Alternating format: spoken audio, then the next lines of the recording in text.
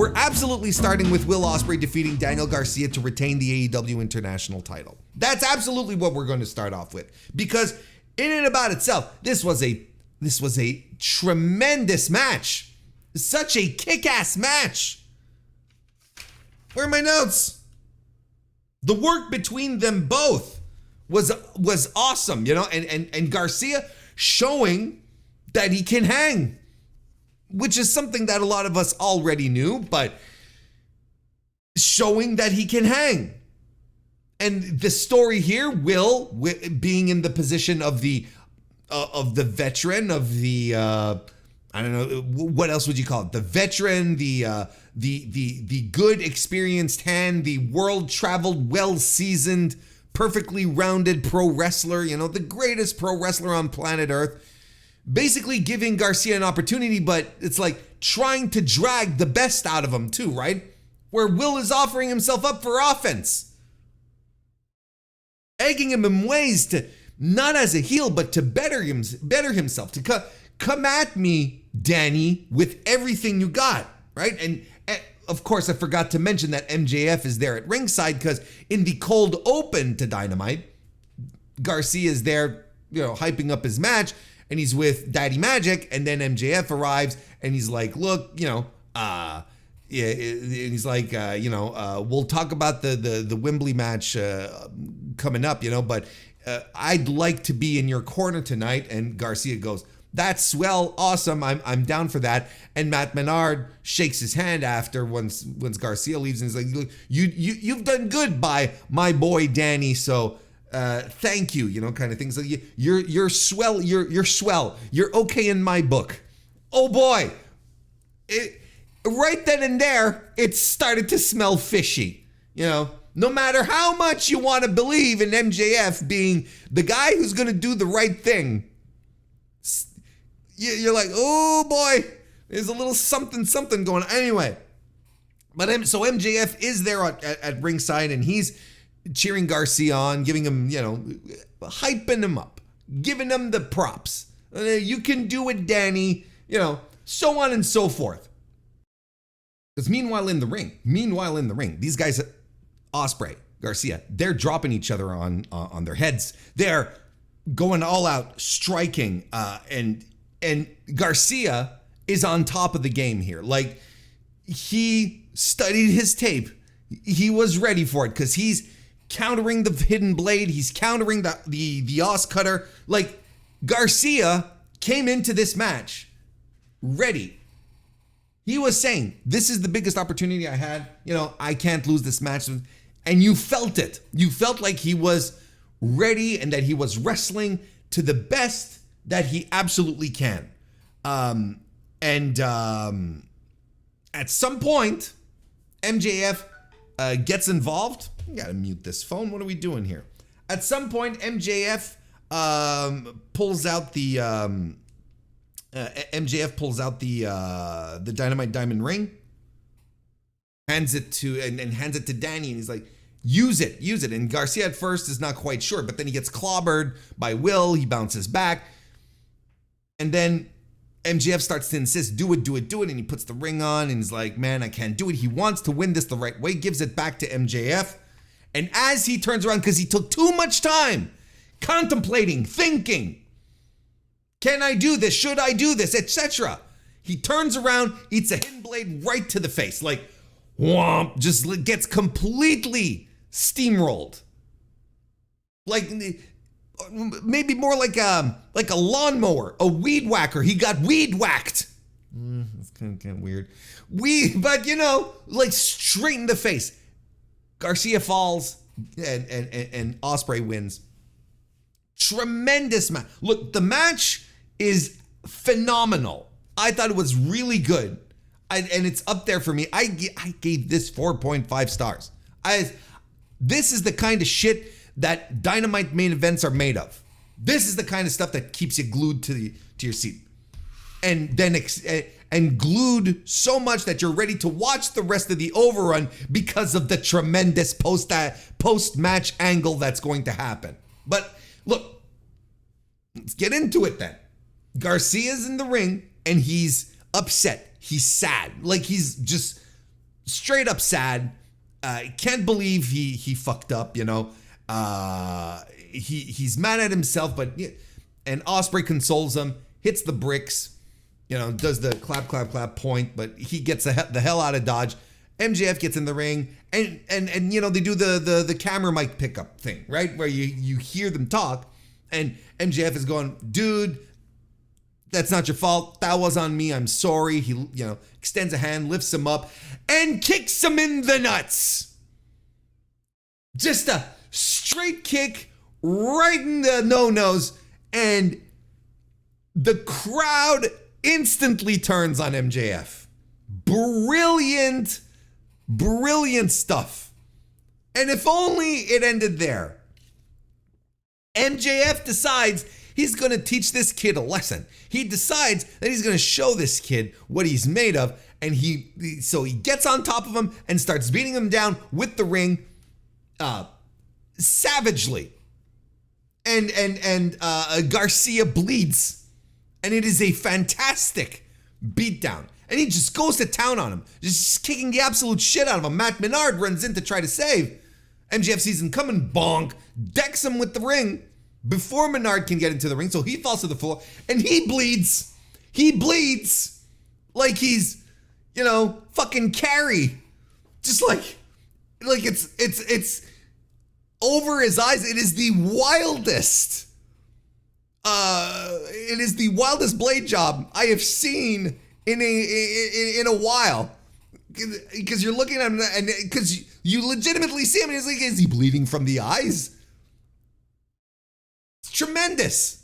Matt Menard running the razor like it's nobody's business. How did we not know he was this good of a juicer? Jesus. So MJF is just, you know, he took care of Menard. He basically has free reign. He's doing whatever the hell he wants. Officials start coming to the ring, and MJF's got Garcia up on the second rope. He's in a tombstone piledriver position, and he fucking does it. He does an avalanche tombstone on Garcia, who was already like destroyed, and now just like this, just compounds it. And yeah, there's nothing that the staff could do. Scrap Daddy Christopher Daniels is there. Maybe a little annoyance, a little something where he's pleading with them. You know, again, they're doing the camera pickup thing, and he's like, "Why did you do this?" And it's like, no, like this is corny. This is dumb. It shouldn't be. Why did you do this? Is like, you need to get the hell out of here. You're gonna be fined. Whatever the fuck. But listen, that's what you know, Daniels is doing. But it's a minor gripe. I don't want to give the impression that this turned me off, because it didn't. I was like, come on, let's move away from Scrap Daddy Daniels here, and let's move on to MJF. If after all of this, Will Ospreay comes out, right, and he's hobbling to the ring because he's selling the thing. Why didn't he run out before? Well, he was likely in the trainer's room. He was, you know, it's like, and he's selling the fact that he was just in a grueling match. He's hobbling a little to the ring, right? So it all makes sense. You know, he didn't like suddenly dash to the ring instantly. To me, I have no issues with this. You know, anyone who's scratching at this has never watched a wrestling match before. So, So Ospreay hits the ring, and you know, and MJF does, all right, come on, let's do it now. You know, MJF was it. You know, he took his Triple H jacket off, and he you know, he had a white wife beater underneath, which was just like covered in blood. It was such a tremendous visual. It was so good. But now he takes it off because he's like, let's go. But of course he takes a powder once. Ospreay hits the ring, and then MJF just beelines through the audience, and he is going after fans. There's a fan on the side there that's got his phone as MJF walks and swats it out of his hand. So the fan is like, what? You can see the fan going, dude, just my phone. I'm sure Amanda Huber pulled him backstage and cut him a nice check so he could get a nice new iPhone. Yeah, it's fine, or the brand new Pixel 8, whatever the fuck. I'm sure it was fine. It was well handled after. But then he gets into, he like confronts these guys in the audience, right? And this one dude is incensed. This one dude, like, they touch heads. They're like head to head, and they're like, "Ugh." This one guy, like, I swear he would have torn MJF's eyes out of his head. I'm convinced. It was, and again, I don't have a problem with this. And security was there, to pushing the guy back, but also letting it happen. Like, was it a plant? It didn't feel like a plant. This looked really legit. And then we cut back to the ring, and Daniel Garcia is doing a stretcher job. He's doing a stretcher job. Great fucking angle. What a fantastic way to wrap up this show with and kick off what is very likely going to be one of the top programs of All In at Wembley. It's such a tremendous angle. I can't even begin to think properly at how great this was. Maybe exaggerating, because I think I've expressed it pretty well as to how much I thought this ruled. It was absolutely tremendous. And MJF is a heel again. And he was supposed to be a heel. He was always meant to be a heel. If there's one thing I find that AEW gets right, that Tony Khan gets right, is when he's bringing back heels or people that, specifically heels, or bringing in people, bringing them back or introducing them like Mercedes Moné, he's going to start them off as baby faces because people are going to be excited. And it was a smart move with MJF too, to start him off as a baby face, or at least, tweener heel, but very much, we could make an argument as to whether he was a true baby face or whether he was a tweener, like really leaning into to babyface territory. We could chat about that, but bear with me here just for the sake of this argument. So Tony Khan brings these people in, has them show up as baby faces, only to turn them soon thereafter. Mercedes Moné is going to be an excellent example tonight, and MJF was bound to happen. Look, MJF told us on his return promo at Double or Nothing, he said, it's no longer going to be about love. It's going to be all about hate, hate, hate. He warned us. He told us. And I don't know why anyone is like shocked or surprised. This was coming. It was inevitable. It was going to happen. And the fact that it happens now is tremendous. And I, myself, could not be more excited at the prospect of a full-on heel MJF who goes back to just being not our scumbag, a scumbag, a despicable person, because that's his strength. And if anything, the babyface turn of 2023 for MJF has probably made us want this more. This is probably what we've been most excited about. I was so done with kangaroo kick, happy-go-lucky, brochacho, my best friend, I love him so much, MJF. I want the MJF that was brought to the party in the first place. Not the guy cosplaying as a presidential candidate either. The nasty, mean, bad faith MJF. The guy who gets people angry on social media because they don't realize they're getting worked. The guy that I wrote an article about on Voices of Wrestling last year or so, about how you have to let this guy be an asshole. You have to let him be who he is. Embrace it. I'm excited for it. It's the best possible direction. And kicking it off like this, sending Garcia to hospital, like stretcher, Garcia's going to be gone. And Garcia's going to be gone. This brings us to another point. Garcia, I don't know how, have you, I'm trying to say too many things at once.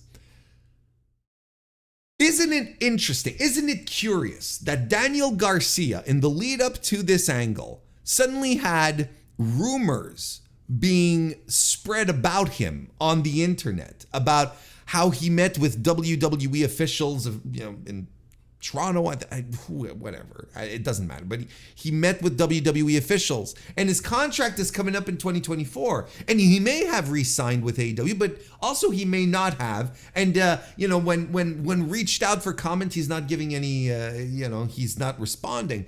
So isn't it interesting, folks, that these rumors of Garcia leaving AEW are happening as he's about to be written off television for a while? I can feel it in my bones. I can feel it brewing in the bottom of my stomach, peeps, that Dan Garcia, in the way he was sent off last night, is not leaving AEW. He is coming back.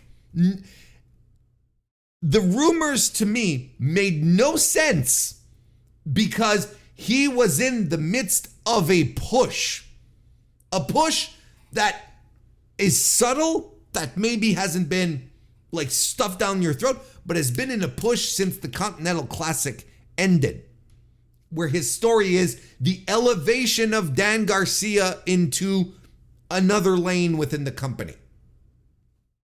Maybe not the main event stuff, but in another top lane. International title aura, right? That's where we're at. That's what he's been challenging. This has been going on for weeks. Do you think Tony Khan would be pushing a guy if he knew he was leaving? You can argue, you can always bring up the Andrade argument during the Continental Classic. That's fine. But, nonetheless, doesn't make sense. And it didn't make sense to me. All this situation, all this stuff happening. Now it makes even less sense when you know that the payoff to this is going to be Daniel Garcia coming back from injury to challenge MJF for a match, maybe even the international title.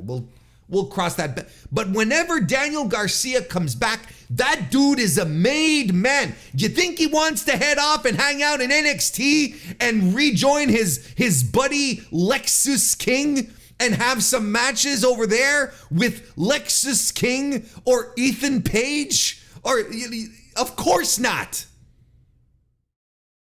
Start from the bottom in NXT? Of course he doesn't.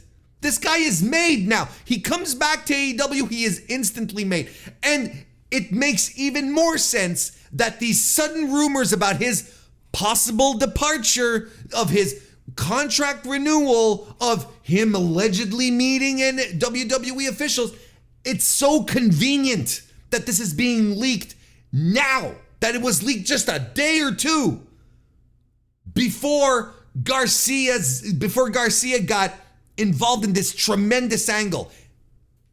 So to a degree, it kind of makes sense that these rumors were leaked, but the rumors in and about themselves, like what they're trying to say, what they're trying to convey, Garcia leaving, do not make sense. They don't make sense. I think this is all a ruse. I think this is all kayfabe 2.0, where you're working the smart fans into believing things, and then you see it translated onto TV, and you go, "Oh yeah, he's being written off." But in fact, not really. I am willing to put to put 10 Canadian rubber bucks up for grabs. I bet in a bet, of course, that Daniel Garcia is not leaving AEW. That this was not a permanent write-off of television. That he is being set to come back and kick MJF's ass. Look at the story here. Listen, and Matt, we'll have the chance to talk about this over the next few weeks because we're going to see how things develop. But imagine the story. We go to Wembley. MJF defeats Will Ospreay for the international title. And then 2 weeks later, we're at the following Dynamite, MJF's in the ring, is gloating. Danny Garcia hits the ring. He is back. He's healed. He's ready. Crowd goes nuts. And he challenges MJF for the belt at All Out, which Garcia wins. You can't have a better story than that. It's tremendous, and it will work. And if you don't think that people would be behind this, look at the reactions he was getting during his match with Ospreay last night. Everyone loves Will Ospreay. That's not the point. You know, I'm not saying that they were turning on Ospreay, but this was a crowd that just wanted these guys to have a great match, and they were rooting for both guys. But I think the concept of Daniel Garcia winning the title sort of put it over a little more, put what he was doing over a little more. Just a tremendous angle. Tremendous stuff. A story in this promotion that doesn't tell stories, that AEW should tell more. So this is something they had started planting the seeds of weeks ago when MJF and Will Ospreay started sharing the same ring and Will Ospreay wouldn't acknowledge MJF, and MJF would just stare darts right at him. Daggers, not just darts. Darts are they're a pub game. Daggers are the real thing. That's what assassins use, and assassinations are not a game. I'm not speaking from experience, just from my understanding. Please don't inform the authorities that I seem comfortable talking about the world of assassinations. Anyway, just a tremendous angle. A tremendous match. Did I tell you I gave it 4.5 stars? I think I did. A tremendous match and an equally tremendous angle to end the show. Goddamn.